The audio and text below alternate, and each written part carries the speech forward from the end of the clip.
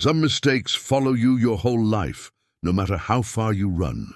For 63-year-old Blythe Harrow, that distance was the remote peaks of Wyoming's Absaroka Mountains, where she's lived alone for decades. When a drifter trades her a rusted strongbox for a jar of cherries, he laughs and says it's not worth $3. Blythe doesn't argue. But when she opens it that night, she finds a battered journal, old photographs, and a name she hasn't spoken in 40 years. Inside that box is the truth about a woman who disappeared, a promise she broke, and a sister she wronged. Now Blythe must leave her mountain and face a past someone clearly wanted buried. What secret was hidden for so long, and who else knows she found it? Before we jump back in, tell us where you're tuning in from. And if this story touches you, make sure you're subscribed, because tomorrow I've saved something extra special for you. The first light of dawn touched the peaks of the Absaroka Mountains, with fingers of gold and rose, painting the granite faces in shades that reminded Blythe Harrow of her mother's watercolors. She stood at the window of her cabin, a hand-carved wooden spoon in her grip, stirring honey into her morning tea. The spoon was one she'd made herself 15 years ago, when her hands were steadier and her joints didn't ache quite so much in the cold. She'd smoothed the wood for hours, carving the handle to fit her palm perfectly. Because that's what you did when you lived alone. You made things that would last, things that wouldn't fail you.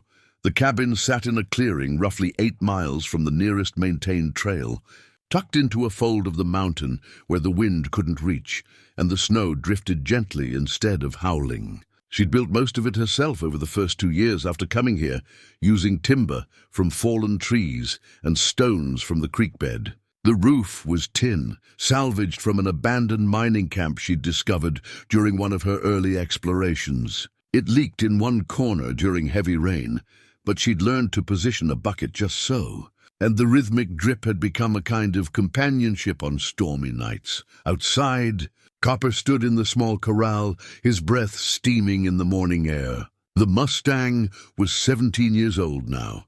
His once bright sorrel coat faded to a dusty rust color, but he was still sure-footed on the mountain trails and patient with Blythe's slower pace. She'd found him as a wild yearling with a badly infected hoof, nursed him back to health, and he'd never left. Some bonds, she'd learned, weren't about ownership. They were about mutual survival. Blythe carried her tea to the porch, settling into the chair she'd positioned to catch the morning sun. The air was sharp and clean, carrying the scent of pine resin and the mineral smell of the creek that ran 50 yards from her door. October was deepening toward November, and soon the first serious snows would come. She had 2 cords of split wood stacked against the north wall, shelves lined with preserved vegetables and venison, and enough flour and coffee to last until spring if she was careful. Careful was something she'd gotten very good at over the past 40 years. Her days followed a rhythm as reliable as the seasons. Wake before dawn, start the fire, make tea, feed Copper, check the snares and fishing lines, tend the small garden that somehow produced enough to keep her fed despite the short growing season. In the afternoons, she worked on whatever needed doing, mending harness, splitting wood, tanning hides, preserving food. When the light began to fail, she'd read by lamplight. Mostly books she'd read a dozen times before, their spines cracked and pages soft as cloth. Once a month, she made the day-long ride down to the trading post in the valley. The place was run by a man named Gene Thornton and his wife Patricia, both in their 70s now, who'd been there since before Blythe arrived in these mountains. They never asked questions, which was the main reason she kept coming back. She'd trade preserved goods, tanned hides, sometimes medicinal herbs she collected, for the things she couldn't make or grow herself: salt, sugar, coffee, flour, lamp oil, ammunition for her rifle. The other regulars at the trading post had learned to respect her boundaries. There was old Jacob Reese, a trapper who worked the high country and understood the value of silence. Emma Lightfoot, a Crow woman who gathered herbs and made remedies that actually worked, unlike the snake oil some folks peddled. A few ranch hands would come through, buying supplies for the spreads in the lower valleys, and they'd nod at her respectfully, but keep their distance. That was how Blythe preferred it. acknowledged but not interrogated, seen but not examined. She'd built this life deliberately, stone by stone, day by day, constructing a fortress of routine and solitude that kept the past where it belonged, buried and silent. She didn't think of herself as hiding, exactly. She'd simply found a place where the questions stopped, where her face didn't trigger recognition or memory in anyone's eyes, where she could be Blythe Harrow, mountain woman, and nothing more. But on the hard nights, when the wind screamed down from the peaks and the cabin walls felt too thin, she'd remember why she'd come here. She'd remember the knock on her apartment door in Laramie, the police officers with their careful voices, the words that had shattered her world. "Ma'am, we need to talk to you about your sister." She'd remember the funeral, if you could call it that, with a closed casket and 6 people in attendance. She'd remember standing at Violet's grave and feeling nothing but a hollow rage at herself for being too late, too stubborn, too blind to see that her sister had needed her. The details of Violet's death had been sparse and unsatisfying. Accidental drowning in a lake near Pinedale. Her car found abandoned at the shore. Her body recovered 3 days later. The investigation concluded quickly. Too quickly, Blythe had thought even then, ruling it an accident. No suspicious circumstances, the report said. No evidence of foul play. Just a woman who'd gone swimming alone and never made it back to shore. But Blythe had known Violet since birth, had grown up sharing a bedroom with her, had watched her learn to swim in the same creek where they'd caught frogs and built dams. Violet was a strong swimmer, careful and methodical about everything she did. The idea of her drowning accidentally in a calm lake on a summer day had never made sense. But by the time Blythe's doubts had crystallized into questions, the case was closed, and everyone had moved on. Everyone except Blythe, who carried the weight of their last conversation like a stone in her chest. It had been 1984, 7 years before Violet's death, and Violet had called her late one night, her voice tight, with an urgency that Blythe had mistaken for paranoia. "I need to tell you something," Violet had said. "Something important, but not over the phone." "Then come visit," Blythe had replied, distracted by the crying baby in her arms, her daughter, born just 3 months earlier. "But Vi, it's a bad time right now. The baby's not sleeping and Tom's working doubles. This can't wait, Blythe, please, I need you to listen." "I am listening," but she hadn't been, not really. She'd been bouncing the baby, checking the clock, thinking about the laundry that needed folding and the dishes in the sink. "There are things happening," Violet had said, "things I've gotten involved in. If something happens to me, nothing's going to happen to you. You're being dramatic again." The words came out sharper than Blythe intended, sharpened by exhaustion and the constant low-level stress of new motherhood. A long silence on the line. Then Violet's voice, quieter, hurt. "Right, I'm being dramatic. Like always. Vi, I didn't mean—" "Forget it. I'll figure it out myself. Take care of that baby." And she'd hung up. Blythe had meant to call back, to apologize, to listen properly. But the days became weeks, the weeks became months, and somehow the distance between them grew until it felt insurmountable. She'd told herself she'd reach out after things settled down, after the baby was sleeping through the night, after life got easier. But life never got easier. And then Tom left, taking their daughter with him in a custody battle Blythe was too broke and too broken to fight. And then she'd gotten the call about Violet.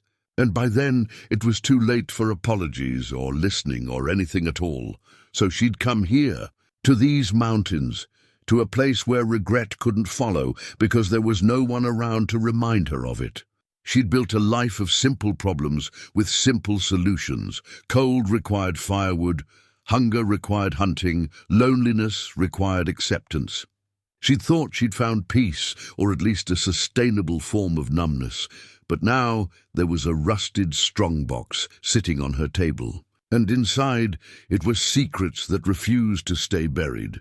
Blythe finished her tea and stood, her knees protesting the movement. She was 63 years old, and the mountains had made her tough, but they'd also worn her down. Her hands were scarred and calloused, her face weathered to leather, her hair completely white now, and usually tied back in a simple braid. She looked like what she was, a woman who'd chosen survival over softness, solitude over society. She walked back inside and paused at the table where the strongbox sat. She'd placed it there last night after the drifter left, intending to examine it properly by daylight. The box was roughly the size of a shoebox, made of metal that had rusted at the corners and along the seams. The latch was simple, not locked, and the whole thing had a weight that suggested it wasn't empty. The drifter had been a man she'd seen at the trading post a few times before. Weather-beaten and vague about his origins, the kind of person who drifted through the mountain towns doing odd jobs and moving on. He'd shown up at her cabin yesterday afternoon, leading a tired mule and carrying a pack full of items he was looking to trade. "Got some interesting things here," he'd said, spreading his wares on her porch. "Found most of them in an old homestead up near the pass. Place was abandoned, looked like nobody'd been there in decades." Blythe had looked through his offerings. Some hand tools too rusted to be useful. A few books with water-damaged pages, some tin cups and plates. "And the strongbox, what's in it?" she'd asked. The drifter had shrugged. "Didn't open it. Figured I'd leave that to whoever wanted it. But honestly," he'd grinned, showing gaps in his teeth, "it's probably nothing. Old papers, maybe some receipts or something. It's not worth $3, but I'll trade it for that jar of cherries I saw you bringing out." Blythe had preserved those cherries in late summer, working over her wood stove in the August heat, and they represented hours of labor. But something about the box had caught her attention. Not the box itself, but the way the drifter was so quick to dismiss it. In her experience, when someone insisted something was worthless, it was worth paying attention to. "Done," she'd said, and made the trade. Now in the morning light, she reached out and lifted the strongbox's latch. It opened with a rust-roughened creak, and Blythe found herself holding her breath as she looked inside. A journal, leather-bound and worn, the pages yellowed with age. A stack of photographs, some in black and white, others in the faded colors of old film. A pressed flower, so delicate it barely held its shape. A folded piece of paper that looked like a map. And underneath it all, a smell, faint but unmistakable, of the perfume Violet used to wear. Something with lavender and sage, an earthy scent that Blythe had teased her about, calling it old lady perfume when they were young. Blythe's hands trembled as she reached into the box and carefully lifted out the journal. The leather was soft with age and handling, the pages packed tight. She opened it to the first page and saw handwriting she recognized immediately. Even after 40 years, Violet's handwriting, careful and precise. Each letter formed with the deliberate attention Violet brought to everything she did. The first entry was dated March 15th, 1984, the year everything had fallen apart between them. The year Violet had tried to tell her something important, and Blythe had been too distracted to listen. Blythe sat down heavily in her chair, the journal open in her lap, and began to read her dead sister's words. Blythe read through the night, lamp oil burning low, the pages of Violet's journal revealing a life she'd never known her sister lived. The entries started innocent enough, observations about the weather, notes about work at the women's shelter where Violet volunteered. But by the third entry, the tone had shifted into something darker, more urgent. March 22, 1984. Met with Elle today. She thinks we can actually make a difference, create something that matters. A network, not just shelter for a night, but real escape routes, real protection. I told her I was in Elm. The initial appeared again and again throughout the entries, always cryptic, always careful. Whoever Elle was, Violet had trusted her completely. They were building something together, something that required secrecy and planning. April 3rd, 1984. First successful extraction. Got M and her 2 kids out in the middle of the night. 3 hours ahead of him when he realized they were gone. By the time he figured out what happened, they were 2 states away with new names and a safe place to land. Elle says this is just the beginning. Blythe's chest tightened as she read. Violet had been helping women escape. Women running from abusive situations, women who needed to disappear completely to survive. The entries described a carefully constructed underground railroad, Safe houses scattered across Wyoming and Montana. Volunteers who asked no questions and offered everything from transportation to false documents. May 17th, 1984. Things are getting complicated. Some of the men we've taken women from, they're not just abusive husbands. They're connected. Elle found out that at least 3 of them work for the same outfit, some kind of security contractor. They're comparing notes, figuring out that their women didn't just leave. They were extracted. We need to be more careful. The entries grew more tense, more urgent. Violet and Elle were being watched. They'd started noticing cars that followed them, phone calls where no one spoke. One safe house had been discovered and burned to the ground, thankfully empty at the time, but the message was clear. September 8th, 1984. Elle is scared. So am I. She wants to shut down for a while, wait until things cool off. But we have 3 women who need help right now, and there's no one else who can do this. We talked for hours last night, decided to do these 3 extractions, and then go quiet for at least 6 months. Maybe longer. Blythe paused at an entry dated September 15th, 1984, just 2 weeks before her last conversation with Violet. September 15th, 1984. I need to tell Blythe. She deserves to know what I'm doing, why I might not be around much longer. If something happens to me, someone in the family should know the truth. I'll call her tomorrow. The next entry was September 30th, 1984. September 30th, 1984. Called Blythe tonight. It went worse than I expected. She thinks I'm being paranoid, dramatic. Maybe I am. Maybe I'm seeing threats where there aren't any. But I don't think so. Elle doesn't think so either. We're in deeper than we realized, and the men we're up against, they don't forgive, and they don't forget. I wanted my sister to understand, but maybe it's better this way. Better she thinks I'm crazy than pulling her into danger. Blythe's eyes burned with tears she hadn't shed in years. Violet had tried. She'd reached out, and Blythe had shut her down, dismissed her fears as melodrama. The weight of that failure pressed down on her chest like a stone. She kept reading, watching the entries become more sporadic, more coded. References to the Colonel appeared, someone who was coordinating the search for Violet and Elle. The safe houses were being systematically discovered and destroyed. Women they'd helped started disappearing again, recaptured or worse. November 3rd, 1984. Lost touch with M. She was supposed to check in last week. Her contact says she never arrived at the safe house. Elle is sick about it. So am I. If they found her because of us, because we weren't careful enough, the entry ended there unfinished. As if Violet had been unable to complete the thought. The journal entries became less frequent after that. Weeks would pass between writings. The tone shifted from active operations to passive observation, from hope to something closer to resignation. February 12th, 1985. We've shut down completely. Too dangerous to continue. The Colonel knows our faces now, knows our names.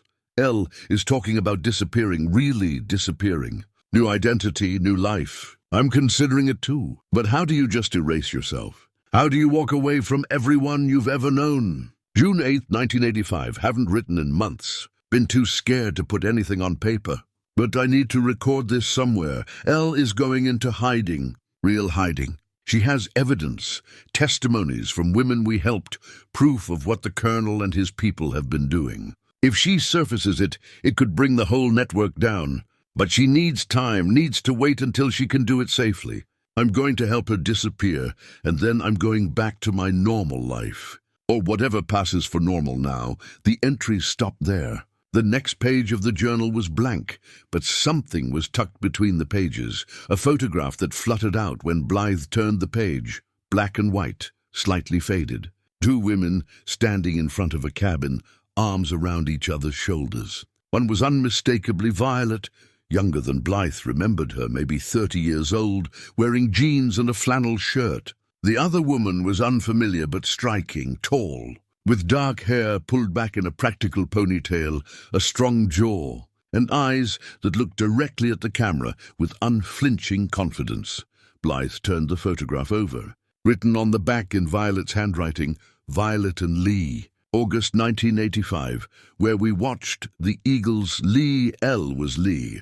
Blythe set the photograph carefully on the table and continued searching through the strongbox. Under the journal, she found more photographs, images of different women, some with children, all looking relieved and exhausted. The people Violet and Lee had saved.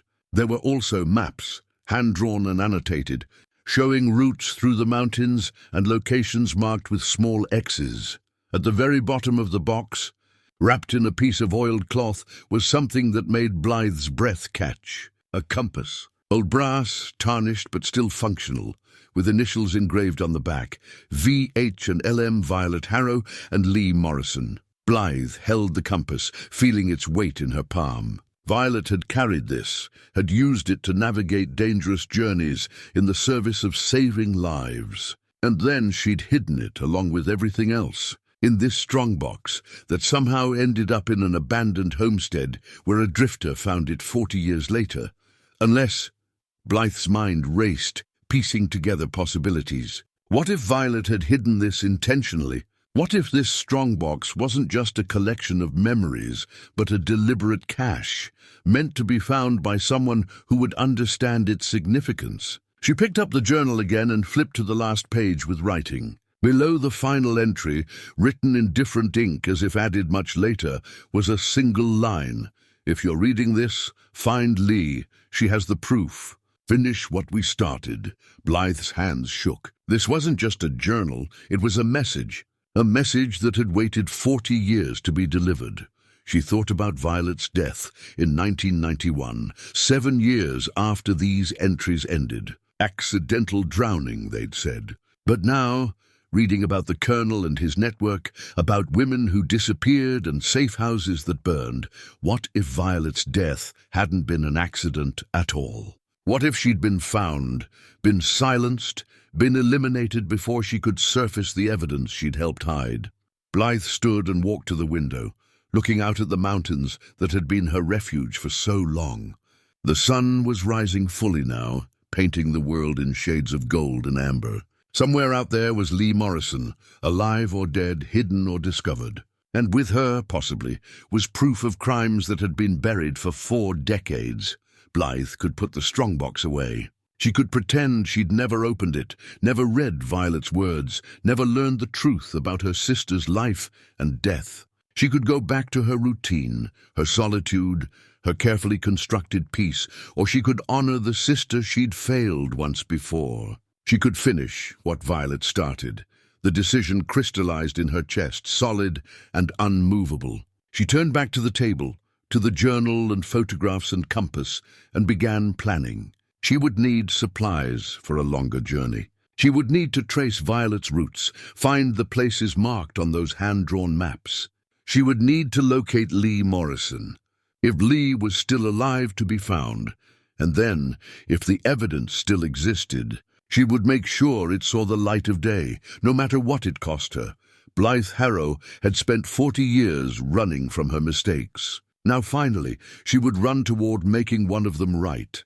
Blythe spent 3 days preparing for the journey and reading every word of Violet's journal multiple times. She memorized names, dates, locations, committing her sister's secret history to memory in case the physical evidence was lost or taken from her. The entries revealed patterns she'd missed on the first reading, references that made more sense with context. The network Violet and Lee had built was more extensive than Blythe initially realized. At least 17 safe houses scattered across Wyoming, Montana, and Idaho, a communication system using coded messages in newspaper classifieds. Volunteers, who included everyone from truck drivers to librarians to doctors willing to treat injuries without filing reports. But the journal also revealed something Blythe hadn't expected. Violet hadn't just been a volunteer. The entries from late 1983, before the operational details began, contained references to training, to protocols, to a handler named Rodriguez. The language was careful, coded, but after reading it enough times, Blythe understood what she was seeing. Violet had been working with law enforcement, Maybe federal law enforcement, December 10th, 1983. Rodriguez says the investigation is expanding. What we thought was isolated incidents of abuse and trafficking, it's bigger.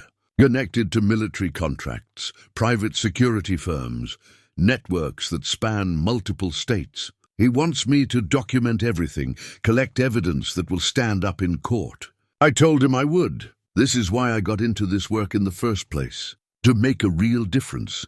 Blythe sat back, the journal resting in her lap.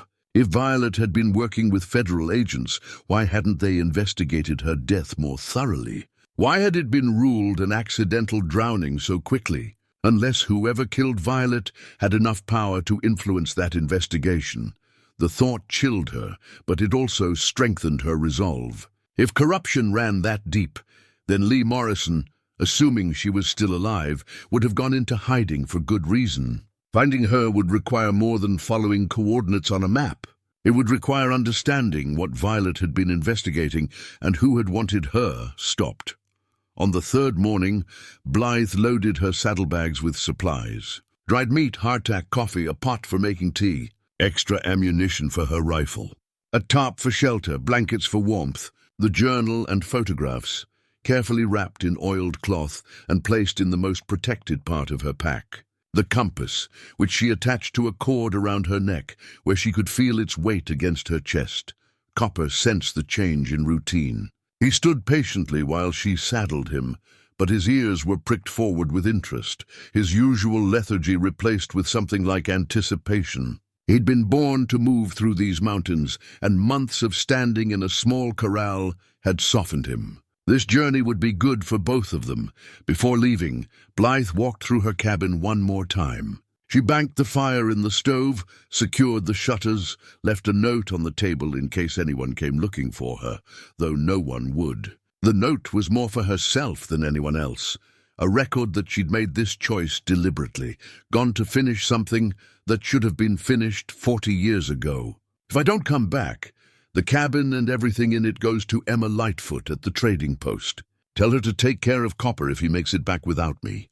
Blythe Harrow, she locked the door, a gesture more symbolic than practical since anyone determined to get in could break a window, and mounted Copper. The Mustang stepped out confidently, and they began the descent toward the valley. The journey to Dubois would take 3 days if the weather held and the trails were passable. Blythe had made the trip before, years ago, when she first arrived in these mountains and was still exploring their geography. Dubois was a small town, the kind of place where strangers were noticed but not necessarily questioned if they minded their own business. According to Violet's journal, Lee Morrison had maintained a ranch outside Dubois as one of the network's safe houses. The journal described it as remote but accessible, positioned at the end of a long dirt road that could be easily watched. If Lee had disappeared from there, someone in town might remember her, or might remember the circumstances of her disappearance. As Copper picked his way down the mountain trail, Blythe let her mind drift back to her childhood with Violet. They'd been close once, before life and choices had pulled them apart. Violet was 3 years older, serious and responsible even as a child. When their mother died, Blythe was 19, Violet 22. It was Violet who handled everything. The funeral arrangements, the sale of their mother's house, the division of what little she'd left behind. Blythe remembered Violet's efficiency during those days. The way she'd moved through tasks with grim determination, barely stopping to eat or sleep. At the time, Blythe had been grateful. She'd been drowning in grief and couldn't imagine dealing with the practical realities of death. But looking back now, she realized Violet had been drowning too. She'd just hidden it better. After their mother's funeral, Violet had moved to Cheyenne for work. She'd gotten a job with some kind of consulting firm, vague about the details whenever Blythe asked. They'd talked on the phone every few weeks, visited each other once or twice a year. The relationship remained close enough to be comfortable, but distant enough that they stopped sharing real intimacies. Then Blythe had met Tom, gotten married too young, gotten pregnant even younger. By the time her daughter was born, Blythe was 23 and overwhelmed, her marriage already showing cracks. Violet had visited once, holding the baby with careful tenderness, but she'd seemed distracted, already involved in whatever secret work the journal described. That was when the distance really opened up. Violet's visits became rare, her phone calls hurried. When they did talk, Violet asked careful questions about Blythe's life, but shared nothing about her own. Looking back, Blythe could see the pattern. Violet pulling away to protect her, keeping her ignorant to keep her safe. And then came that final phone call in 1984. Violet reaching out in desperation, and Blythe shutting her down. She'd thought she was being practical, prioritizing her immediate responsibilities over her sister's drama.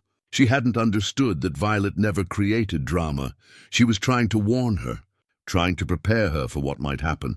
7 years later, when the police knocked on Blythe's door with news of Violet's death, Blythe had been living in a different apartment alone. Tom had left 2 years earlier, taking their daughter across state lines to live with his mother. Blythe had fought the custody arrangement and lost, and in losing had lost her daughter too. Occasional phone calls and yearly visits that grew more awkward as the child grew older and more distant from the mother she barely knew.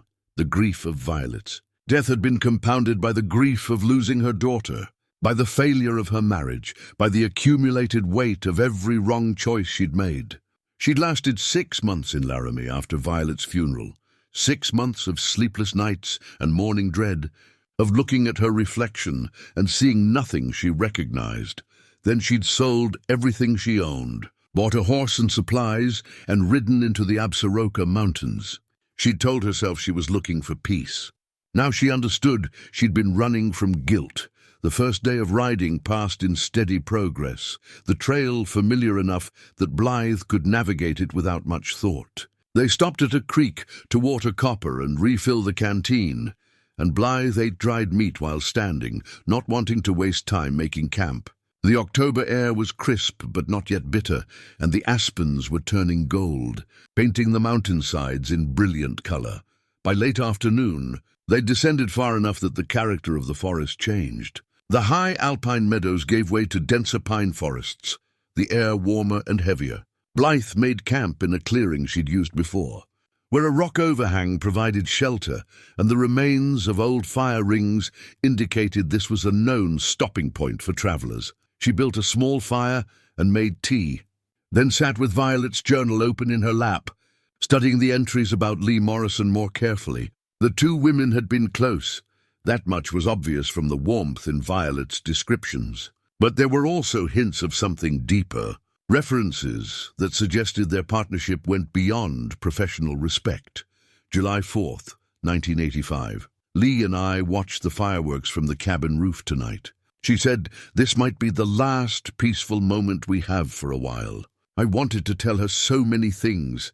How grateful I am that she brought me into this work, how much her faith in me means, how scared I am that we're running out of time. But I just held her hand and watched the sky light up and tried to memorize what happiness feels like. Blythe closed the journal gently. Her sister had loved Lee Morrison, that was clear now. And Lee had loved her back. Whatever evidence Lee was hiding, it wasn't just about justice. It was about honoring the woman she'd loved and lost. That night, lying under the stars with Copper's steady breathing nearby, Blythe made a silent promise to Violet. She would find Lee, she would get the evidence, and she would make sure the truth came out, no matter what it cost her. Blythe reached Dubois on the 3rd day, riding into town at mid-morning, when the streets were busy enough that one more stranger wouldn't draw particular attention. The town hadn't changed much since her last visit. Still a single main street, lined with false front buildings, a feed store on one end, and a combination gas station and general store on the other. Mountains rose on all sides, making the place feel like a bowl carved into the wilderness. She tied Copper at a hitching post outside the feed store, making sure he had water, then stood for a moment adjusting to being around people again. The sounds of civilization, truck engines, conversation, a radio playing country music somewhere, felt overwhelming after weeks of silence. Inside the feed store, the air smelled of grain and leather and machine oil. A man stood behind the counter, maybe 70 years old, with a weather-beaten face and careful eyes. He looked up when Blythe entered, giving her the assessing glance that locals everywhere gave to strangers. "Help you find something?" he asked. "Information, maybe," Blythe said. "I'm looking for someone who might have lived around here 30, 40 years ago. Woman named Lee Morrison." The man's expression didn't change, but something flickered in his eyes. Recognition, maybe, or caution. "That's a name I haven't heard in a long time. So you remember her?" "Remember of her?" he corrected. "Never knew her personally. She kept to herself, ran a ranch out past the end of County Road 17. This would have been mid-80s, maybe into the early 90s. He paused, studying Blythe more carefully. "Why are you looking for her?" "Family matter," Blythe said, which was true enough in spirit. "I'm trying to track down information about my sister. I think Lee Morrison might have known her." The man nodded slowly. "Lee Morrison left town suddenly, must have been 87 or 88. Ranch sat empty for a few years, then got sold for back taxes. New folks tore down most of the buildings, use it for summer grazing now." He leaned against the counter. "If you're looking to find Lee Morrison herself, I can't help you there. Far as I know, nobody ever heard from her after she left. Do you know why she left?" The man shrugged. "There were rumors. Some folks said she got into trouble with the law, but nothing ever came of it officially. Others said she just got tired of the isolation and moved on. Hard country out there for a woman alone." Blythe felt the weight of the compass against her chest. "Can you tell me how to get to where her ranch was?" "County Road 17, like I said. Follow it to the end. Then there's an old logging road heads north. About 5 miles up that road, you'll see what's left of the place. But ma'am," he fixed her with a steady look, "it's rough country and there's nothing out there but ruins. You sure that's where you want to go?" "I'm sure," Blythe said. She bought some supplies, coffee and hardtack to replenish what she'd used, and asked one more question. "Did Lee Morrison have any friends in town? Anyone who might have stayed in touch?" The man thought about it. "There was a woman used to visit her sometimes. Teacher at the school, I think. Name was," he frowned, reaching for the memory. "Harris, Susan Harris. Don't know if she's still around, but you could check at the school if you're determined." Blythe thanked him and left, filing the name away. But first, she wanted to see the ranch, wanted to stand where Violet and Lee had stood, where the safe house had operated, where some part of this story had unfolded.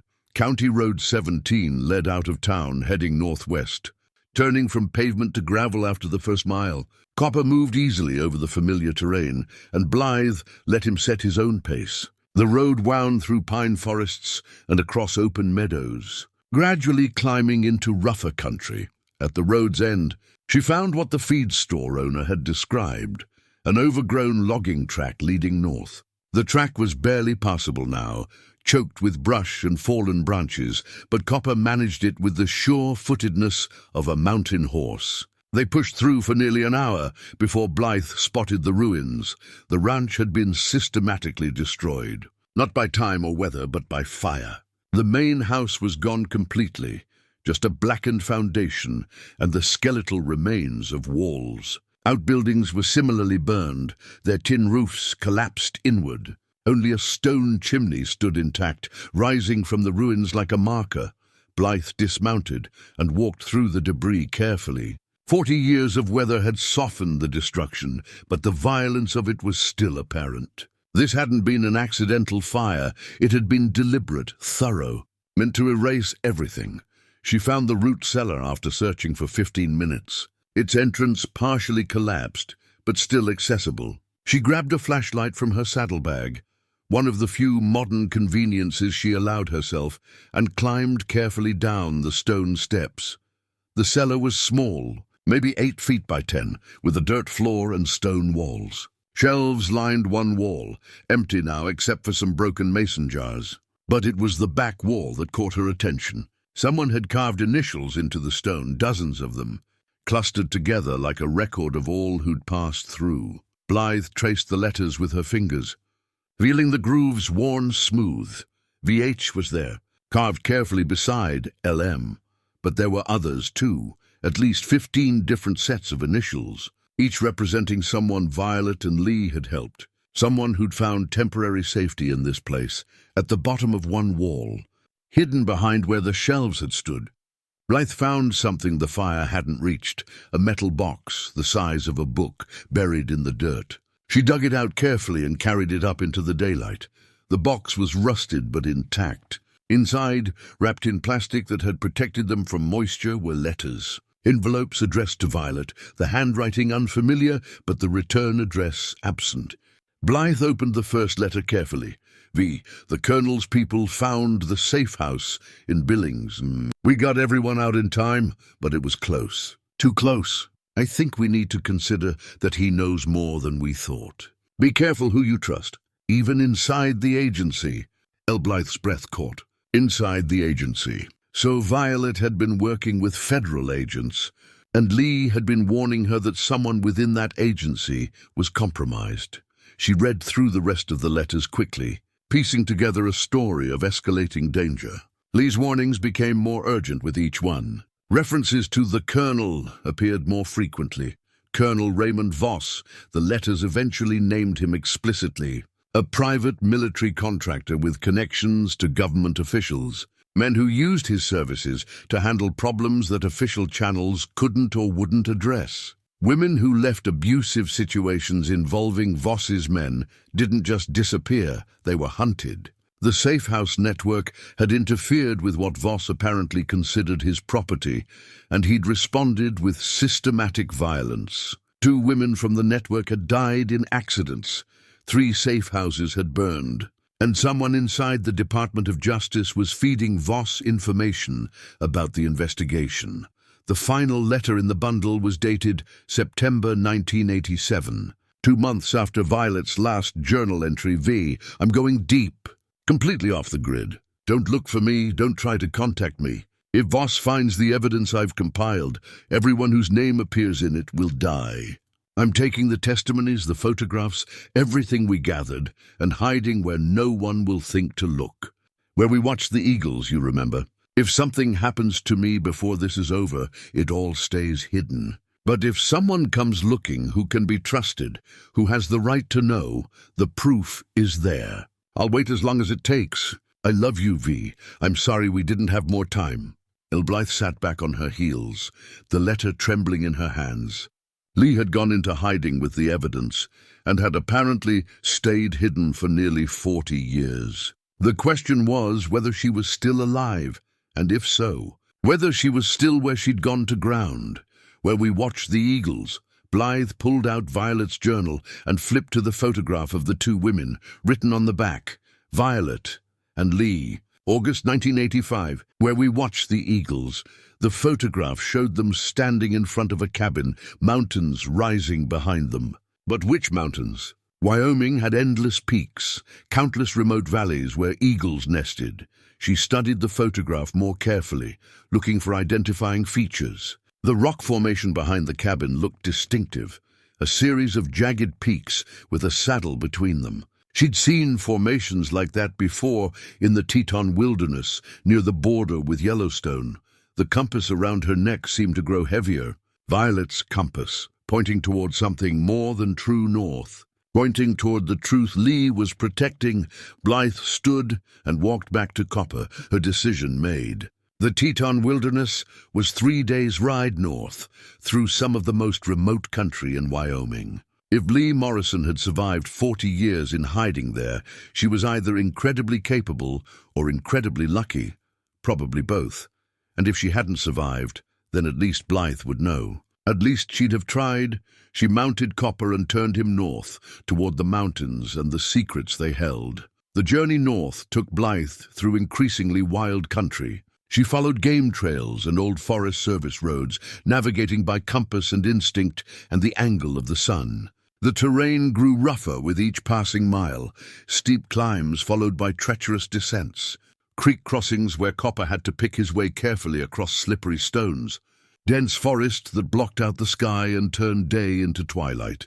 On the second night, camped in a meadow where elk had worn paths through the grass. Blythe took out the letters again and read them by firelight. She was looking for details she'd missed before, trying to understand the full scope of what Violet and Lee had uncovered. One letter in particular caught her attention. It was longer than the others, more detailed, and it referenced specific incidents that Violet must have been documenting. V. I'm attaching copies of the testimonies we discussed. These 5 women all tell similar stories. They or their partners worked for Voss's security company at various times between 1982 and 1985. The pattern is consistent. Women who tried to leave were tracked down, sometimes across multiple states. In 2 cases, women disappeared completely after being found. In 3 cases, they were forcibly returned and subsequently suffered injuries requiring hospitalization, injuries that were explained away as accidents or self-inflicted. What's disturbing is how efficient the tracking was. These women used false names, moved to different states, took precautions. But Voss's people found them anyway, usually within weeks. That suggests access to resources beyond what a private security contractor should have. DMV records, credit reports, possibly even federal databases. The DOJ contact you mentioned.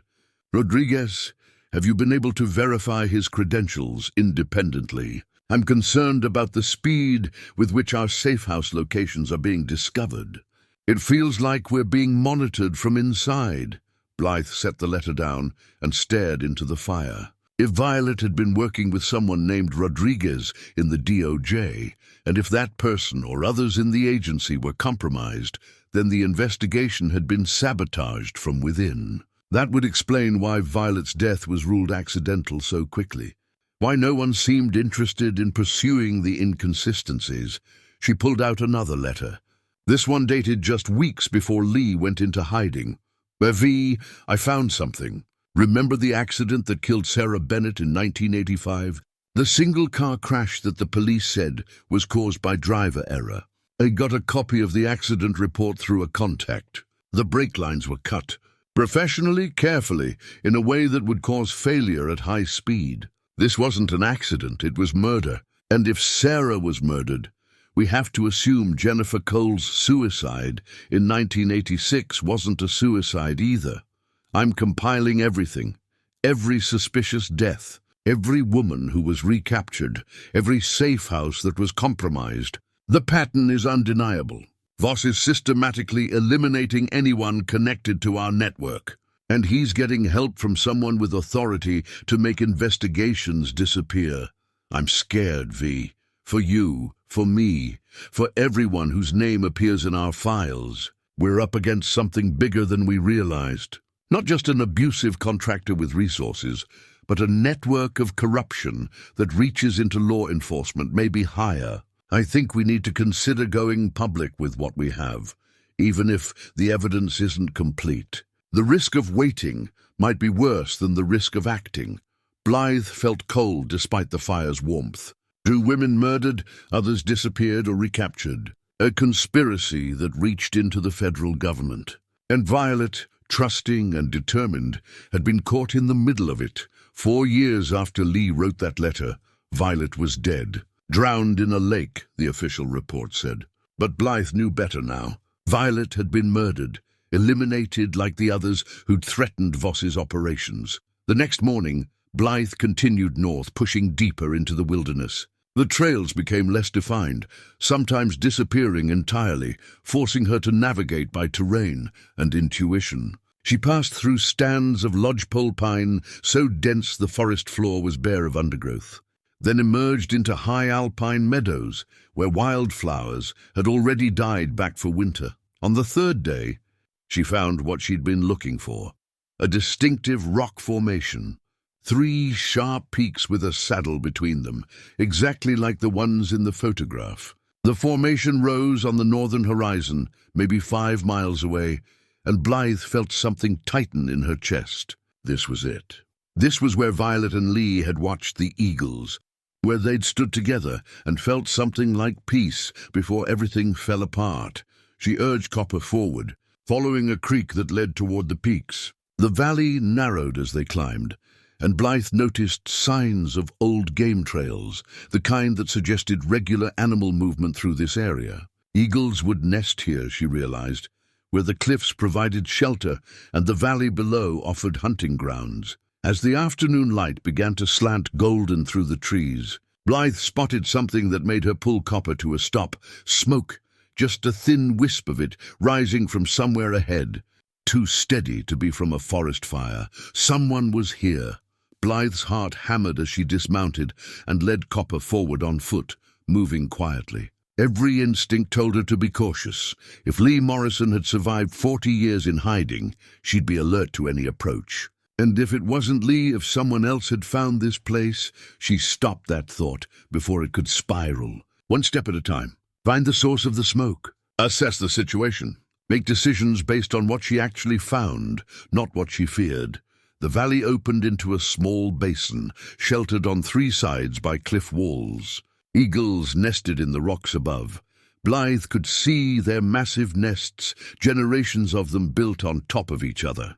And there, tucked against the base of the cliff, where it would be almost invisible from any direction, except the one she'd approached from, was a cabin, small, constructed from local timber and stone, with a roof of split shingles that had weathered to match the surrounding rock.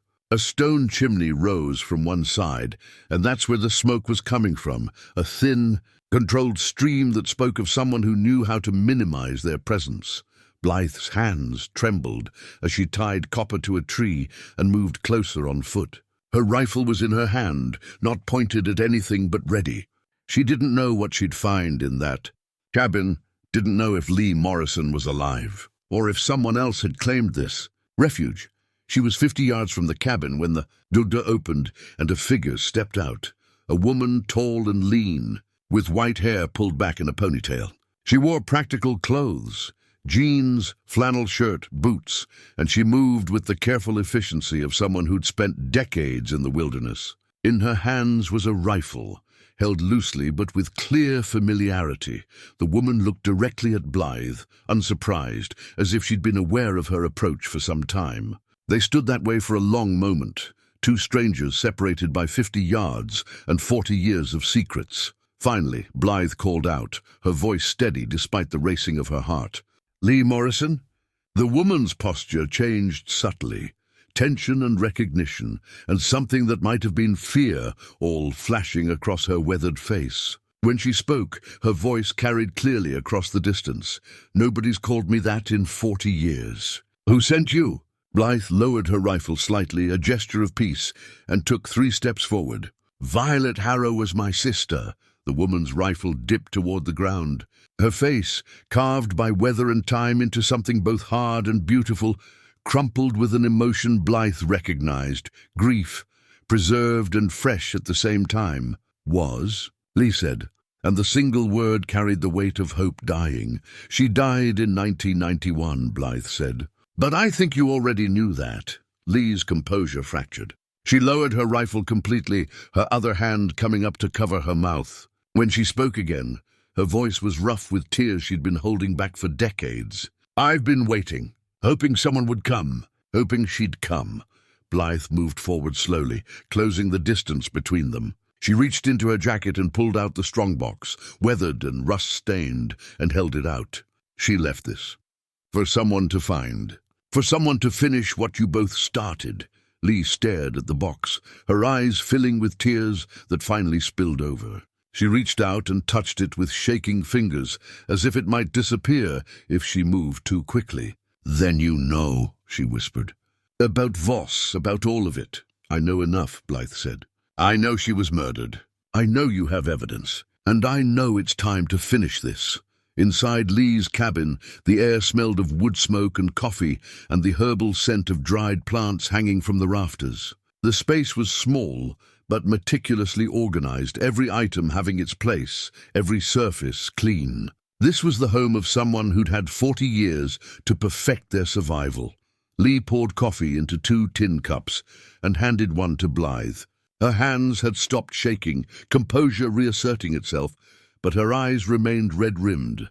She sat across from Blythe at a small table, the strongbox between them like a bridge across decades. "Tell me how she died," Lee said quietly. "The real story, not whatever official version they created." Blythe told her everything she knew, the phone call from the police, the body recovered from a lake, the quick investigation and quicker conclusion.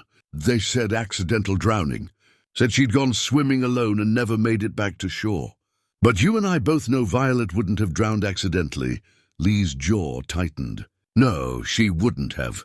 She stood and walked to a shelf, pulling down a metal box similar to the one Blythe had found at the burned ranch. She set it on the table and opened it carefully. Inside were documents, photographs, cassette tapes, all protected by plastic and carefully organized. "I've kept this for 40 years, Lee said. "Moved it 17 times. Never let it out of my sight. This is everything Violet and I compiled between 1983 and 1987. Testimonies from 12 women who escaped from situations involving Colonel Raymond Voss's network. Photographs of Voss meeting with government officials. Records of payments, wire transfers, communications that show coordination between Voss's private security firm and certain individuals within the Department of Justice." She pulled out a photograph and slid it across the table. It showed 2 men in conversation outside what looked like a government building. One was older, distinguished-looking in an expensive suit. The other was military-bearing, hard-faced, wearing civilian clothes that couldn't quite hide his martial background. "The man on the left is Deputy Director Malcolm Hendricks," Lee said. "Department of Justice Special Investigations Unit. That photo was taken in 1985. The man he's talking to is Colonel Raymond Voss." Blythe studied the photograph. They knew each other. More than that, Hendricks was on Voss's payroll. "We documented 3 years of payments, cash transfers, gifts, favors. In exchange, Hendricks provided Voss with access to federal databases, tipped him off about investigations, made inconvenient cases disappear." Lee's voice was bitter. "Including ours? You and Violet were working for the DOJ?" Lee nodded. "Violet was. I was FBI, assigned to work with her on a joint investigation into trafficking networks. We were supposed to be investigating Voss's operation, documenting his activities so we could build a case. But every time we got close, every time we had witnesses ready to testify or evidence ready to file, something would happen. Witnesses would disappear. Evidence would go missing. Safe houses would be compromised."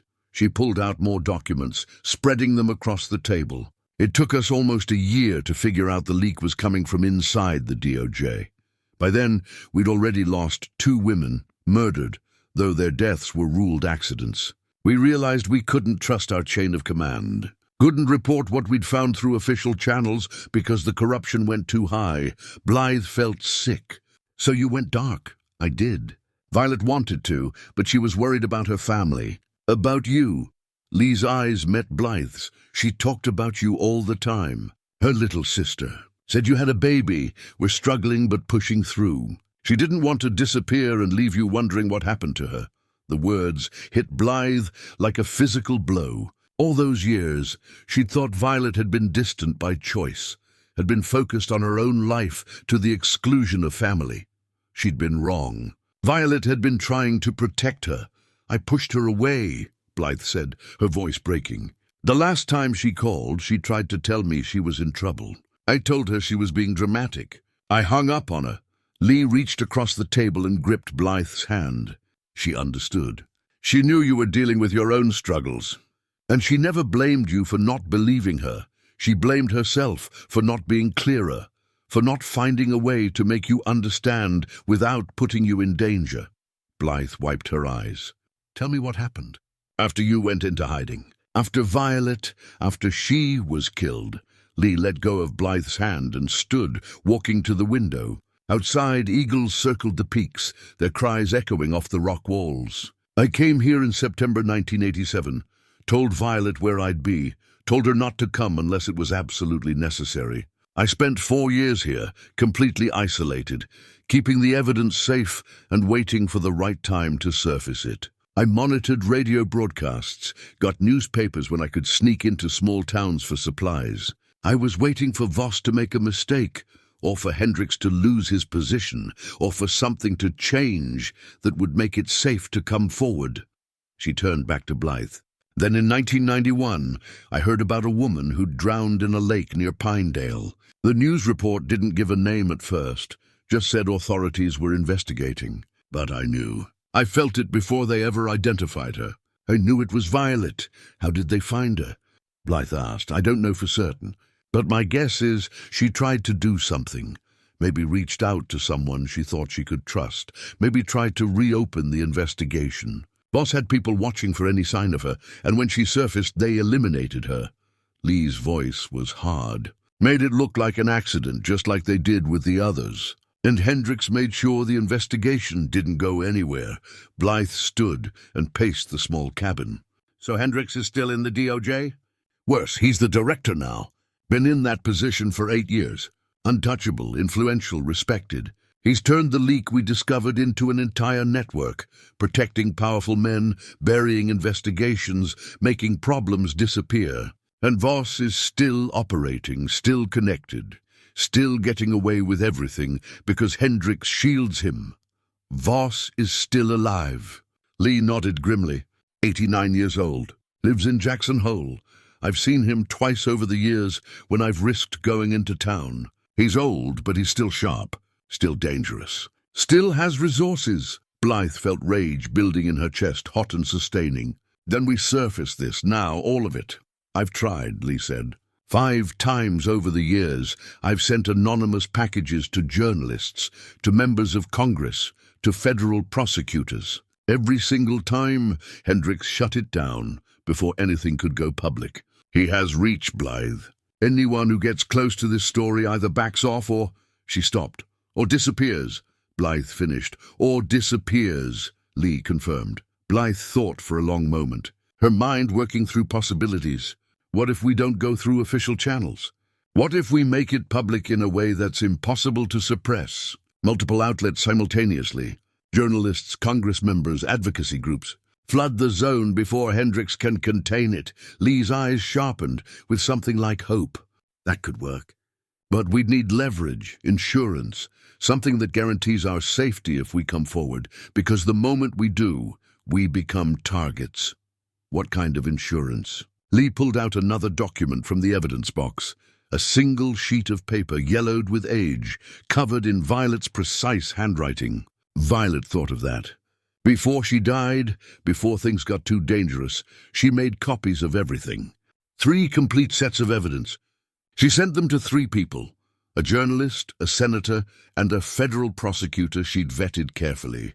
Sent them disguised as estate documents, coded so they'd look innocuous. The key to decode them is your mother's maiden name, Blythe finished, remembering the letters. Lee stared at her.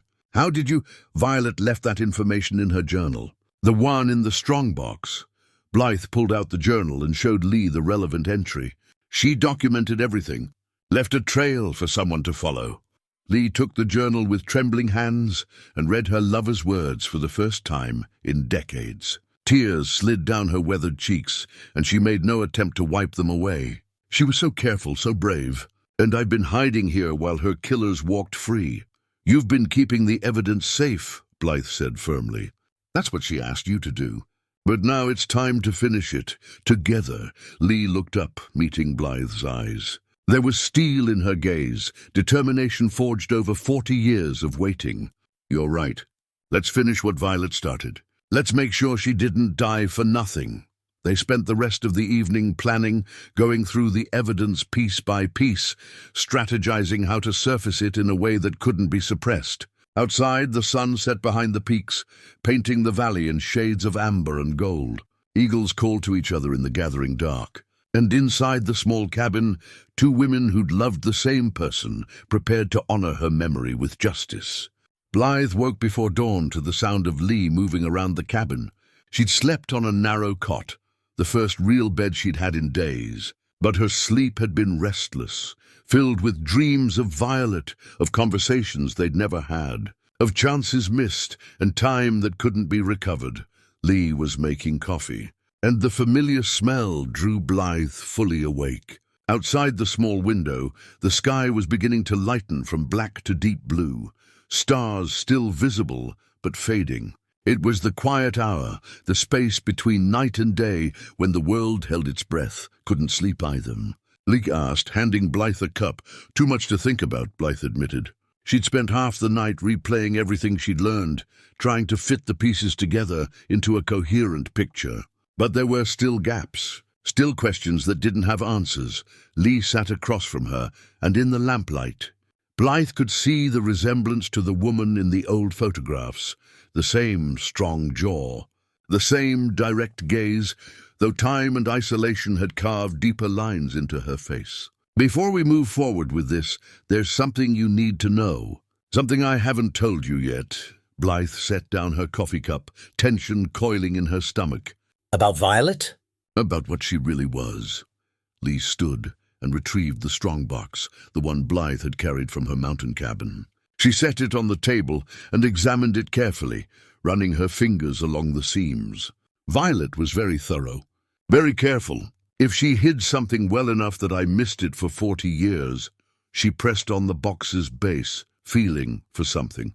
After a moment, there was a soft click. A false bottom released, revealing a hidden compartment Blythe hadn't known existed. Inside was a federal badge, tarnished but unmistakable. Department of Justice, Special Investigations Unit, and the name embossed on it, Blythe Harrow. Blythe stared at the badge, her world tilting. She was a federal agent, Lee finished. Not just someone working with them. She was one of them. Had been since 1982. The revelation hit Blythe like a physical blow. All the years she'd thought Violet worked for some vague consulting firm, had some boring government job she didn't like to talk about. Violet had been an agent, a trained investigator working undercover operations. Why didn't you tell me last night? Blythe asked, her voice rough. Because I wanted you to understand the rest first. The network, the danger, what we were trying to accomplish. I wanted you to see your sister as the person she was, brave, determined, compassionate, before adding another layer of complexity. Lee pulled out more documents from the hidden compartment, official reports with classified stamps, operation summaries, performance reviews. Violet was recruited right out of college. She had a gift for undercover work, for building trust with vulnerable people. The DOJ placed her in various activist organizations, initially just to monitor for criminal activity. But she was good at it, too good. She started actually caring about the people she was supposed to be watching. Blythe picked up the badge, feeling its weight. Her sister had carried this, had sworn an oath, had dedicated her life to justice in ways Blythe had never imagined. Operation Safeguard was her idea. Lee continued. She came to her superiors with evidence she'd gathered about Voss's trafficking network. Proposed an undercover investigation that would document everything, the abuse, the trafficking, the corruption. They approved it and assigned me as her partner. That was 1983. By 1984, we knew we had enough to bring charges. But that's when things started falling apart. Lee spread out more documents, reports that Violet had filed, recommendations for action, requests for warrants and arrests. All of them stamped with pending review, or requires additional evidence, or simply denied. Hendricks was her supervisor, Lee said. Every report went through him. Every piece of evidence we gathered, every testimony we collected, he saw it all. And he buried it all. Sent us back for more documentation, more confirmation, more witnesses. We thought he was just being thorough. We didn't realize he was stalling, giving Voss time to cover his tracks. Blythe's hands trembled as she looked through the documents. Violet's handwriting appeared throughout, professional and precise, detailing crimes that should have resulted in arrests, should have resulted in justice. When did you figure out Hendricks was compromised? Late 1985. Violet noticed that every time we were about to move witnesses to secure locations, Voss's people would show up first. Every time we prepared to raid a facility, it would be empty when we arrived. The pattern was too consistent to be coincidence. Lee pulled out a final document, a report Violet had written but never filed officially. The date was January 1986, and the content was explosive. Confidential memo, unauthorized to file, from S.A. Blythe Harrow, Suspected internal compromise evidence suggests that Deputy Director Malcolm Hendricks has been receiving payments from individuals associated with the Voss organization. Bank records, obtained through unofficial channels, show regular deposits to an offshore account controlled by Hendricks, totaling over $200,000 between 1983 and 1985. Additionally, correlation analysis indicates that operational security breaches occur within 48 hours of Hendricks being briefed on planned activities. This pattern is statistically significant and cannot be attributed to coincidence. Recommendation: remove Hendricks from operational oversight and initiate formal investigation. However, due to his position and influence, bringing charges will require ironclad evidence and support from higher levels of DOJ leadership. I am prepared to testify to these findings, but request protection for myself and my partner, Sir Lee Morrison, as we will become immediate targets once this information is made public. The report was unsigned, never officially submitted. Blythe looked up at Lee. She never filed this? She showed it to Rodriguez, another agent she thought she could trust. He was supposed to take it up the chain above Hendricks. But Rodriguez went to Hendricks directly. Lee's voice was bitter. Whether he was corrupt too or just made a mistake, we never found out. But within a week things got dangerous fast. That's when I went into hiding with the evidence. And Violet tried to maintain her cover while looking for another way to blow the whistle. Blythe felt sick imagining it. Violet, knowing she'd been betrayed, knowing her life was in danger, still trying to find a way to see justice done. And 4 years later they killed her. 4 years later she tried one more time to expose the truth. I don't know exactly what she did. I was already in hiding by then, completely out of communication. But something she did made Hendricks decide she was too dangerous to leave alive. Lee took the badge from Blythe's hands and held it carefully, reverently. Your sister was one of the best agents I ever worked with. She believed in the system, believed in justice. Even after everything, the betrayal, the corruption, the murders, she still believed that the truth mattered, that good people could make a difference, and they killed her for it, Blythe said, rage and grief tangling in her chest. They killed her for it, Lee confirmed. But they didn't stop her, because she made sure the evidence survived. She made sure someone would eventually find it and finish what she started. Blythe looked at the badge, the documents, the careful accumulation of proof that Violet had risked everything to gather. Then she looked at Lee, seeing the same determination reflected in the other woman's eyes. The 3 copies Violet sent out, Blythe said. The ones coded with your mother's maiden name. Do you know who received them? Lee nodded. According to her notes, one went to a journalist named Michael Chen at the Washington Post, one went to Senator Patricia Walsh from Montana, and one went to a federal prosecutor named Thomas Reeves in the Southern District of New York. Are they still alive? Still in positions where they could act on this? I don't know about Chen or Reeves. But Walsh? Lee pulled out a newspaper clipping, yellowed with age but carefully preserved. Patricia Walsh is still a senator. She's chair of the Judiciary Committee now.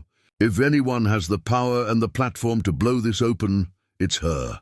Blythe stood and paced the small cabin, her mind working through possibilities. So we contact Walsh, give her the key to decode what Violet sent her, provide additional context and the evidence you've been protecting. And we do it in a way that Hendricks can't intercept or suppress. It's risky, Lee said. The moment we surface this, we become targets. Hendricks will know where we are, what we have. Voss will too. These are men who've killed to keep this secret before. They won't hesitate to do it again. Then we make sure we're not easy targets, Blythe said. We don't go to them, we make them come to us. On our terms, in a public way that creates witnesses and accountability. Lee studied her for a long moment. You sound like Violet. She always said the best defense was going on offense. Then let's honor her memory properly, Blythe said. Let's finish this. And let's make sure that Hendricks and Voss finally face consequences for what they've done. They spent the rest of the morning going through the evidence systematically. organizing it into a coherent narrative that could be presented to Senator Walsh. They drafted a letter explaining everything: Violet's undercover operation, Hendrix's betrayal, the murders and cover-ups, the evidence that proved it all. They included photographs, testimonies, financial records, everything needed to make an undeniable case. Mountain passes and high plains, forests of pine and aspen, rivers that ran clear and cold. Blythe drove, and Lee navigated, and they talked about everything and nothing. About Violet, about the lives they'd lived, about the possibilities that had been lost and the ones that might still be found. They reached Missoula late on the second day and found a motel similar to the one in Pinedale. Cheap, anonymous, cash only. They had one day before Walsh's town hall, one day to prepare themselves mentally and emotionally for what they were about to do. That night, Blythe couldn't sleep.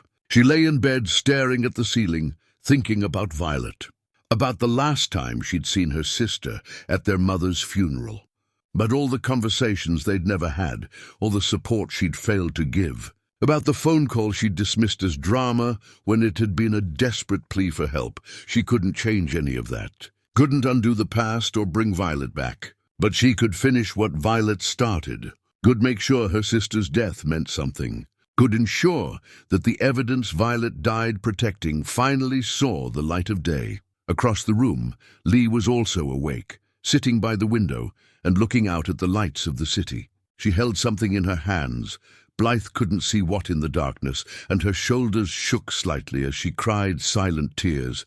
Tomorrow, they would either succeed or fail. Either way, they would no longer be hiding. They would be standing in the light, facing the consequences of truth, honoring the woman who'd brought them together across decades and distance. Blythe closed her eyes and sent a silent message to her sister. "We're finishing it, Vi, just like you wanted. Just like you deserved. We're finally finishing it." The university auditorium was packed. Senator Patricia Walsh's town halls were known for high attendance, and this one was no exception. Students, faculty, local residents, at least 300 people filled the seats, and more stood along the walls. Local news cameras were positioned at strategic points, recording everything. Blythe and Lee sat in the back, having arrived early to secure seats near an exit. The evidence was in Blythe's backpack, organized and ready. Lee's hands trembled slightly, but her expression was determined. After 40 years of hiding, she was finally stepping into the light. Walsh was 71, but vigorous, her white hair cut short and practical, her manner direct and no-nonsense. She'd built her political career on integrity and transparency, which was probably why Violet had trusted her with a copy of the evidence. She took questions from the audience for over an hour, about health care, about education funding, about environmental policy. Finally, during a lull between questions, Blythe stood. A volunteer with a microphone moved toward her, and the cameras swiveled to capture the next questioner. "Senator Walsh," Blythe said, her voice carrying clearly across the auditorium. "My name is Blythe Harrow. 40 years ago, my sister Violet Harrow sent you a package of documents. She sent them to you because she believed you were someone who would stand up for justice, even when it was dangerous. Even when powerful people wanted the truth buried, the room had gone quiet." Walsh's expression shifted from polite attention to sharp focus. She stepped closer to the edge of the stage. "The documents were coded," Blythe continued. "She told you in the cover letter that the key to decode them was her mother's maiden name. That name was Henderson. Genderson. Walsh's face went pale. "I remember that package," she said slowly. "It arrived in 1987. I've kept it all these years, but I didn't know how to decode it." "Who are you?" Violet Harrow's sister. "And this," Blythe gestured to Lee, who stood beside her, "is Lee Morrison. She was Violet's partner. My sister was a federal agent working undercover for the Department of Justice. She was investigating a trafficking network run by Colonel Raymond Voss and protected by Deputy Director Malcolm Hendricks. She died, was murdered, trying to expose the truth. The cameras were all pointed at them now." Whispers ran through the crowd. Walsh raised a hand for silence. "Those are serious allegations," Walsh said. Malcolm Hendricks is the current director of the DOJ. You're accusing him of corruption, obstruction of justice, accessory to murder, Blythe said clearly. We have 40 years of evidence. Bank records, testimonies from victims, photographs of Hendricks meeting with Voss, communications proving coordination between them. Everything you need to launch an investigation is in the package my sister sent you, and I have additional evidence here that corroborates it all. Walsh descended from the stage, moving toward them. Her staff looked alarmed, but she waved them off. Show me! Blythe pulled out the organized evidence package they'd prepared, just the highlights, the most compelling documents. Walsh took them, her hands steady despite the magnitude of what was being handed to her. She flipped through quickly, her expression growing harder with each page. She stopped, looking up at Blythe and Lee. If this is authentic, this is one of the biggest corruption scandals in federal law enforcement history. It's authentic, Lee said, speaking for the first time. Her voice was rough with emotion, but clear. I was there. I witnessed it. I've been in hiding for 40 years because exposing this would have gotten me killed. Violet tried to expose it and did get killed. But we're done hiding. We're done letting these men get away with murder. Walsh looked at the cameras, at the crowd, at the evidence in her hands. Blythe could see her making the calculation. This was now public, recorded, witnessed by hundreds of people. Even if Walsh wanted to bury it, she couldn't. The story was already out. I need to review this thoroughly, Walsh said. But I'm telling you now, in front of all these witnesses and cameras, if what you're saying is true, I will use every power of my office to investigate it. I will refer this to appropriate authorities, and I will make sure it's done transparently, with public oversight, so that it can't be buried again. She turned to her staff. Contact the FBI field office in Helena. Not DOJ, FBI, different chain of command. I want agents here within the hour to take custody of this evidence and provide protection for these two women. One of her staffers stepped forward.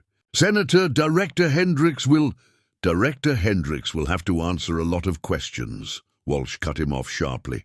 Questions that are now a matter of public record, being asked in front of cameras and witnesses. This isn't something that can be made to disappear quietly. Not anymore.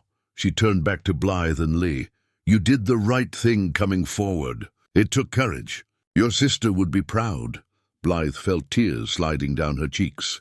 Beside her, Lee was crying too. 40 years of fear and grief finally breaking through. They'd done it. They'd survived long enough to tell the truth. And now, finally, there might be justice. The FBI agents arrived within 90 minutes. They were professional and efficient, taking custody of the evidence while Walsh insisted everything be documented with multiple witnesses present. The agents initially seemed skeptical. Corruption allegations against a DOJ director were extraordinary, but as they reviewed the materials, their expressions changed from doubt to grim determination. Blythe and Lee were moved to a secure location, a safe house on the outskirts of Missoula, where they could be protected while the investigation unfolded. The news had already started spreading. Local stations had aired footage from the town hall, and national outlets were picking up the story. Federal agent's sister accuses DOJ director of cover-up was trending on social media by evening. In the safe house, with FBI agents stationed outside and a lawyer Walsh had arranged sitting with them, Blythe and Lee gave formal statements. They spent hours walking through the evidence, explaining the timeline, providing context for every document and testimony. But there was one piece of evidence Lee hadn't shown anyone yet. She'd been carrying it for 40 years, unable to bring herself to share it, unable to destroy it. Now finally, the time had come. There's one more thing, Lee said to the lead FBI agent, a woman named Special Agent Caroline Price. A recording. Violet made it 2 days before she died. She gave it to me during our last meeting, told me to keep it safe until the right moment. She pulled out a cassette tape, carefully preserved in plastic. I've only listened to it once. Her voice broke. I couldn't bear to hear her voice after she was gone. Price brought in an old cassette player. It took them 20 minutes to find one, and they all gathered to listen. Blythe's hands were clenched so tight her nails cut into her palms. The tape clicked, word, and then Violet's voice filled the room. "Lee, if you're listening to this, I'm probably gone. If someone else is listening with you, I hope it's someone we can trust. Someone who will finally finish what we started." Blythe closed her eyes, tears streaming down her face. Violet's voice was exactly as she remembered it, measured, thoughtful, carrying that careful precision she brought to everything. "My name is Special Agent Violet Harrow, badge number 7294, Department of Justice, Special Investigations Unit. This statement is being made on September 10th, 1991, and I'm making it because I have reason to believe my life is in danger." The formal language was jarring, but this was Violet creating an official record, protecting herself the only way she knew how. "For the past 8 years, I've been investigating a trafficking and racketeering network operated by Colonel Raymond Voss and protected by Deputy Director Malcolm Hendricks. I've documented evidence of Hendricks receiving payments from Voss totaling over $350,000. I have documented evidence of Hendricks obstructing investigations, destroying evidence, and facilitating the murder of at least 4 women who were prepared to testify against Voss." Violet's voice remained steady, professional, but Blythe could hear the emotion underneath: fear, anger, grief. "I attempted to report this through official channels. Every attempt was blocked by Hendricks. I sent copies of the evidence to 3 individuals outside the DOJ chain of command: Senator Patricia Walsh, journalist Michael Chen, and federal prosecutor Thomas Reeves. The evidence was coded to protect it until it could be safely revealed." There was a pause on the tape, and when Violet spoke again, her voice was softer, more personal. "To whoever is listening to this, if I'm dead, it's because Hendricks ordered it. Voss's people will have carried it out, and it will have been made to look like an accident. Don't let them get away with it. Don't let the women we tried to save, the women who died trying to escape, don't let their deaths be for nothing." Another pause. Then Violet's voice changed again, became even more intimate. "Blythe, if you're somehow hearing this, I'm sorry. Sorry I couldn't tell you the truth. Sorry I pushed you away to protect you. Sorry I wasn't the sister you needed me to be. But I want you to know, every choice I made believing I was doing the right thing, fighting for people who couldn't fight for themselves. I hope you can forgive me. I hope you can understand." Blythe sobbed openly, not caring who saw, not caring about maintaining composure. This was Violet, reaching across decades to apologize for things that didn't need apology, to explain decisions that needed no explanation. "I love you, Blythe. I always have. Take care of yourself. And if you ever find Lee, tell her I love her too. Tell her she was the best partner, the best friend, the best person I've ever known. Tell her she made every moment worth it." The tape clicked off. Silence filled the room, heavy with the weight of a dead woman's final testimony. Special Agent Price cleared her throat, her professional composure cracked by emotion. This is powerful evidence. Combined with everything else you've provided, this is going to blow open every investigation Hendricks has ever touched." "Good," Lee said, her voice fierce despite her tears. "He deserves to rot in prison for what he did to her. What he did to all of them." Price nodded. "We'll need to verify everything, of course. But based on what I'm seeing, this isn't going away. This is going to bring down everyone involved. Hendricks, Voss, anyone who helped cover this up. Justice is coming even if it took 40 years. Blythe looked at Lee, and they shared a moment of understanding. They'd done it. They'd honored Violet's memory, finished her mission, ensured her death hadn't been in vain. Outside, the sun was setting over Missoula, painting the sky in shades of gold and crimson. Somewhere, Blythe thought, Violet was watching. And maybe finally she could rest. 3 months later, Blythe stood on the steps of the Capitol building in Washington, D.C., Lee beside her, watching as Malcolm Hendricks was led away in handcuffs. The former director of the DOJ looked diminished somehow, his expensive suit unable to hide the defeat in his posture. He'd resigned 2 weeks earlier as the evidence mounted, but resignation hadn't saved him from arrest. The charges were extensive: corruption, obstruction of justice, conspiracy to commit murder, racketeering. The investigation had expanded far beyond just Hendricks and Voss, uncovering a network of corruption that reached into multiple agencies. 12 officials had been arrested so far, with more charges likely coming.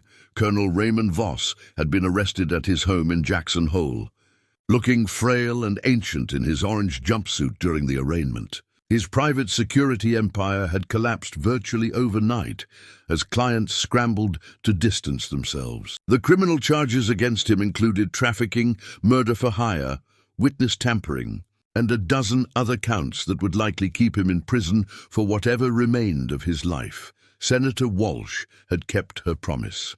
She'd used her position as Judiciary Committee Chair to launch a full investigation, conducted transparently with public hearings that had captivated the nation. The women Violet and Lee had saved. Those who were still alive and willing to come forward testified about their experiences. The network that had saved them was finally acknowledged, honored for the courage it took to stand against powerful men. The story had dominated news cycles for weeks. The 40-year cover-up was the headline in every major paper. Journalists had traced every connection, interviewed dozens of people, built a complete picture of how corruption had flourished unchecked for decades. Michael Chen, the journalist Violet had sent evidence to, had come forward with his package. He'd kept it safe but coded, unsure what to do with it. Now finally, he'd been able to tell the story he'd unknowingly been holding for 40 years. Thomas Reeves, the retired federal prosecutor, had done the same. Between the 3 packages Violet had sent and the evidence Lee had protected, the case against Hendricks and Voss was ironclad. After watching Hendricks being driven away, Blythe and Lee walked to a nearby park and sat on a bench overlooking the Potomac. It was January, cold and clear, and Blythe pulled her coat tighter around herself. She'd been living in Missoula for the past 3 months, working with prosecutors, giving interviews, helping to piece together the full story. It was exhausting and overwhelming, but also necessary. This was how she honored Violet, by making sure the truth was complete and undeniable. "Do you think she knows?" Lee asked quietly, looking out at the water. "Wherever she is, do you think Violet knows we finished it?" "I think she knows," Blythe said. "I think she's been watching all along." Lee smiled, though tears gathered in her eyes. "I miss her. Every day. But this, finally seeing justice, it helps. It doesn't bring her back, but it means her life mattered. Her work mattered. It always mattered," Blythe said. "We were just the ones who had to make everyone else see it." They sat in comfortable silence for a while, 2 women bound together by love for someone they'd both lost, by a mission they'd completed together. Eventually, they stood and walked back toward their hotel. Tomorrow, there would be more meetings with prosecutors, more interviews with journalists. The work of justice was never really finished. There were always more questions to answer, more details to clarify, but the essential truth was out now, and it couldn't be buried again. A week later, Blythe and Lee flew back to Montana. They'd become unlikely friends, their shared grief and shared purpose creating a bond that felt unbreakable. Lee had decided not to return to her isolated cabin. 40 years of hiding was enough. She was looking at houses in Missoula, thinking about what it would mean to live among people again, to be part of a community. Blythe had decided to stay in Montana too, though she wasn't ready to give up her mountain entirely. She'd found a balance, spending part of her time in Missoula, helping with ongoing investigations and speaking with advocacy groups about Violet's work, and part of her time at her cabin, where the silence and solitude still felt necessary for her soul. She'd also reached out to her daughter, now 41 years old, married with children of her own. The conversation had been awkward at first, too many years of distance, too much hurt on both sides. But they were trying. Her daughter wanted to understand what her mother had been through, what had driven her into isolation all those years ago. And Blythe wanted to know her grandchildren, wanted to be part of their lives in ways she'd failed to be part of her daughter's. On a cold February morning, Blythe rode Copper back up to her cabin for the first time since leaving months earlier. The place was exactly as she'd left it, locked and silent, waiting for her return. She built a fire in the stove, made tea with her hand-carved wooden spoon, and sat at her table with Violet's badge and journal laid out in front of her. She'd kept copies of everything, the evidence, the testimonies, all of it. The originals were with prosecutors, being used to build cases and bring justice. But these copies were hers, a reminder of what Violet had fought for, what she died protecting. Blythe picked up the badge and ran her thumb over Violet's name. "We did it, Vi," she said aloud to the empty cabin. "We finished what you started. You can rest now." Outside, eagles circled over the peaks, their cries echoing off the rock walls. The mountains stood eternal and unchanging, keeping their secrets and bearing witness to human struggles that rose and fell like seasons. But some truths, once revealed, changed the landscape permanently. Blythe Harrow's truth was one of those, a testament to courage, to sacrifice, to the belief that justice mattered even when pursuing it cost everything. Blythe placed the badge on her mantle, beside a photograph of two young women laughing in the sun. Her sister's legacy would live on, not just in the prosecutions and reforms that were already happening, but in the story itself. The story of a federal agent who wouldn't be silenced, a partner who wouldn't abandon her mission, and a sister who finally found the courage to finish what should have been finished 40 years ago. The strongbox that had started this journey, the rusted, worthless-looking box that a drifter had said wasn't worth $3, sat on a shelf, cleaned and polished now. It held Violet's compass, some pressed flowers, and the letters that had survived decades of hiding. The drifter had been wrong. The box wasn't worthless. It had been priceless all along, containing not just objects, but the key to justice, to redemption, to truth. And it had found its way into the right hands at exactly the right moment. As if Violet herself had guided it there, Blythe stood and walked to the window, looking out at the mountains she'd called home for so long. She'd come here running from guilt and grief. She was staying now because it was where she belonged, not in hiding, but in peace. The kind of peace that came from knowing you'd done the right thing, even when it was hard, even when it cost you everything. She raised her tea in a silent toast to her sister, to Lee, to all the women who'd been saved, and all the ones who hadn't, to justice, delayed but not denied. And then she turned back to the warmth of her cabin, ready to face whatever came next, knowing she'd finally made things right.